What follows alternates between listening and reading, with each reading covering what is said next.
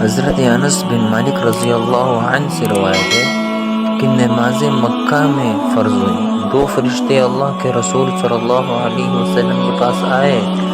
اور آپ کو زمزم کی طرف لے گئے، پھر آپ کا سینہ اور پیٹ چیرا اور اندرونی چیزیں سونے کے ایک تھال میں نکالی، پھر ان کو زمزم کے پانی سے دھویا، پھر آپ کے پیٹ میں حکمت اور علم ڈال کر اوپر سے بند کر دیا۔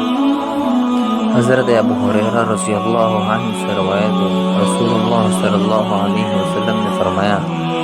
بتاؤ اگر تم میں سے کسی کے دروازے کے سامنے نہر گزرتی ہو،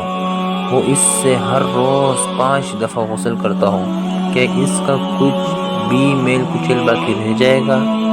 صحابہ نے کہا، کچھ بھی میل کچیل نہیں رہے گا۔